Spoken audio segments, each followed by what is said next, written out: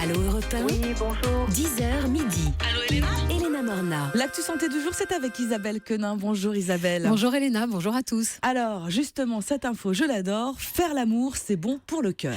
À l'occasion de la Saint-Valentin, la Fédération française de cardiologie rappelle les bienfaits d'une activité sexuelle régulière sur le cœur.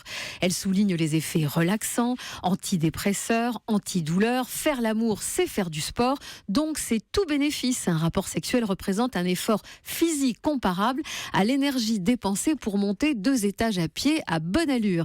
Les explications du professeur Claire Mounier-Veillé, présidente de la Fédération française de cardiologie, qui revient aussi, Elena, sur les recommandations à suivre quand on est cardiaque et amoureux. L'activité sexuelle est une activité physique comme toute autre activité physique et elle va déclencher des petits signaux qui vont permettre aux artères de se dilater et également elles vont permettre de libérer des hormones, ce qu'on appelle les endorphines, qui donnent une sensation de bien-être. Donc c'est une activité qui est extrêmement bonne à la fois pour le cœur, les artères, mais également pour le cerveau. Il n'y a pas de restriction. Néanmoins, attention aux patients qui ont une maladie cardiovasculaire non stabilisée. Là, il faut attendre le feu vert du médecin et du cardiologue. Le risque est très rare d'un accident, soit d'un infarctus du myocarde, soit d'un trouble du rythme ventriculaire.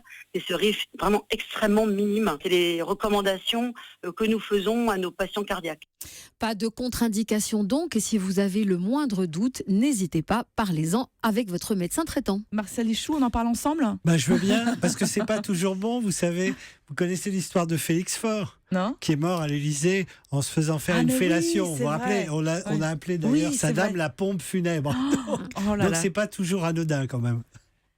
Alors, une étude maintenant qui lève le voile sur la misophonie, Isabelle. Oui, car nous sommes tous un peu misophones. Tiens, un test. Si vous ne supportez pas le bruit de la mastication des autres, si en entendant votre conjoint renifler, vous avez juste envie de l'étriper. Je dis renifler, mais ça peut être tout simplement respirer un peu fort. Et bien, si vous avez oui à tout ça, vous êtes forcément un peu misophone. Chez certains, cela peut devenir une maladie, la haine du bruit. Un phénomène très peu étudié jusqu'à présent. La première étude sur la misophonie vient d'être publiée dans la revue scientifique Current Biology et pour la première fois, on explique ces réactions totalement disproportionnées qu'ont certaines personnes en entendant les bruits des autres. Le rythme cardiaque qui va s'accélérer, une transpiration parfois glacée, des vertiges et même des nausées. Un trouble neuropsychiatrique que l'on prend désormais au sérieux et qui peut être traité.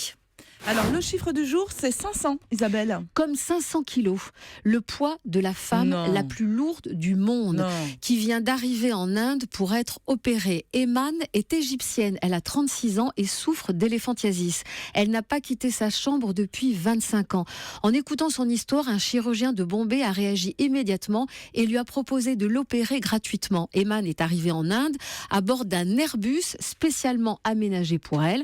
Un voyage pas évident au vu des réticences des compagnies aériennes à la faire voyager à bord d'un de leurs appareils.